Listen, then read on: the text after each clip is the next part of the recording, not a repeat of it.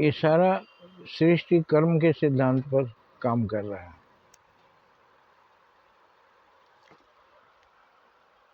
जैसे करनी वैसी भरनी। अच्छे कर्म का अच्छा नतीजा, बुरे कर्म का बुरा नतीजा। अच्छे कर्म से सुख मिलता है, उसी को स्वर्ग भी कह सकते हैं।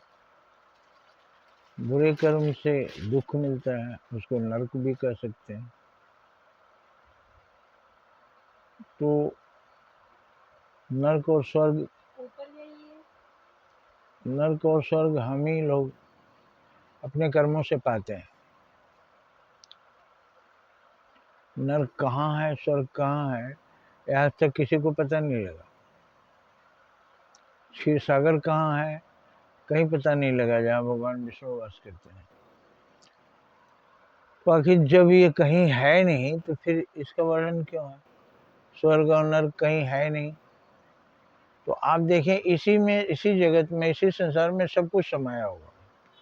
जैसे सरकारों का सभी डिपार्टमेंट है, बैंक है, पोस्ट ऑफिस है, कोई जीएसटी विभाग है, कोई पुलिस विभाग है, सबका अलग अलग दुनिया नहीं है, एक ही दुनिया में सब है। उसी तरह से स्वर्ग और नरक यहीं पर है। नरक हमारे बुरे कर्मों का फल है और यहीं पर हम भोगते हैं। स्वर्ग हमारे अच्छे कर्मों का फल है, यहीं पर हम उसको पाते हैं। तो इसका मतलब अच्छे कर्म करेंगे तभी हमको सुख मिलेगा, स्वर्ग का भी सुख मिलेगा। बुरे कर्म करेंगे तो यहीं हमको नरक का दुख भोगना पड़ेगा। इसका मतलब अगर हम नरक चाहते हैं तब हम बुरे कर्म करें, अन्यथा बुरे कर्म ना करें। अब कहीं भगवान हमको दुख देता है? भगवान दुख नहीं देते। भगवान सिर्फ आपके कर्मों का हिसाब कर देते हैं, वजन करके बता देते हैं। तो आशा है आप समझ गए होंगे। अच्छे कर्म करिए और अच्छे नतीजे पाइए, अच्छा फल पाइए। बुरे कर्म का बुरा नतीजा, अच्छे कर्म का अच्छा नतीजा। वो नतीजा ही स्वर्ग और नरक है।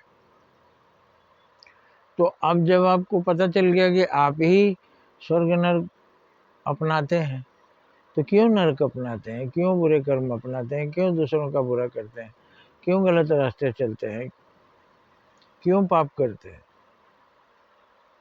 पाप का फल नरक है और पुण्य का फल स्वर्ग है। पाप करना अधर्म है, पुण्य करना धर्म है।